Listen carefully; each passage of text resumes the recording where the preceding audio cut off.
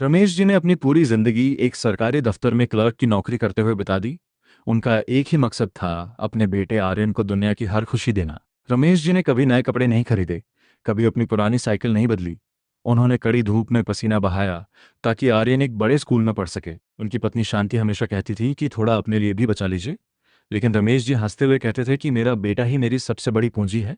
जब वो बड़ा हो जाएगा तो मुझे किसी चीज़ की ज़रूरत नहीं पड़ेगी। वक्त बीतता गया। आर्यन बड़ा हुआ, उसकी शादी हुई और वो एक बड़ी कंपनी में मैनेजर बन गया। रमेश जी रिटायर हो चुके। उन्होंने अपनी रिटायरमेंट का सारा पैसा आर्यन के नए फ्लैट की डाउन पेमेंट में लगा दिया। उन्हें लगा अब सुकून के दिन आएंगे, लेकिन किस्मत को कुछ और ही मंजूर था। धीरे धीरे घर का माहौल बदलने लगा। आर्यन की पत्नी को रमेश जी का पुराना रहन सहन पसंद नहीं था। सोसाइटी के लोग, जिनकी रमेश जी ने हमेशा मदद की थी, अब उन्हें एक बूढ़ा और बेकार इंसान समझकर नजरअंदाज करने लगे। एक दिन आर्यन ने कहा कि पापा, हमें शहर से बाहर शिफ्ट होना है और वहाँ जगह कम है, इसलिए हमने आपके लिए एक बहुत अच्छे ओल्ड एज होम में बात की है। वो शब्द रमेश जी के कानों में पिघलते हुए शीशे की तरह लगे। जिस बेटे के लिए उन्होंने अपनी जवानी बेच दी, वही बेटा उन्हें एक बोझ समझने लगा था। उन्होंने कोई सवाल नहीं किया, बस अपनी पुरानी सूटकेस उठाई और घर से निकल गए। आंखों में आंसू थे, लेकिन दिल में एक गहरा सन्नाटा। ओल्ड एज होम में रमेश जी टूट चुके थे। रात को जब बाकी लोग सो जाते, वो बालकनी में बैठकर चांद को देखते और सोचते कि मैंने कहाँ गलती की। एक दिन उनकी मुलाकात वहाँ के एक और बुजुर्ग मिस्टर कपूर से हुई। कपूर साहब ने कहा कि रमेश, रोने से कुछ नहीं होगा। हमने गलती ये की कि हमने अपनी पूरी खुशी दूसरों के हाथ में थमा दी। हमें लगा हमारे बच्चे हमारा बुढ़ापा संभालेंगे, लेकिन हम भूल गए कि हर इंसान की अपनी प्राथमिकता होती है। यहाँ से रमेश जी का नजरिया बदला।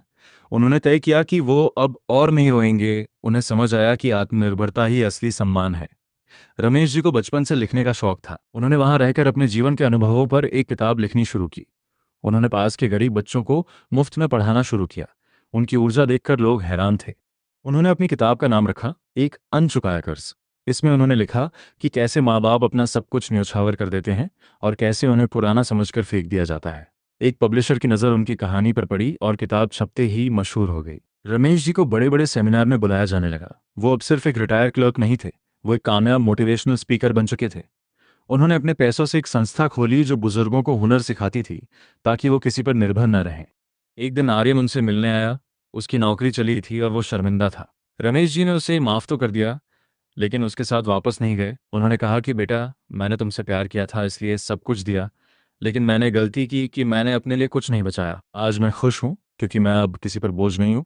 इस कहानी से हमें ये सीख मिलती है कि बच्चों को अपने माता पिता का ध्यान रखना चाहिए, क्योंकि उन्होंने आपके लिए अपना पूरा जीवन लगा दिया।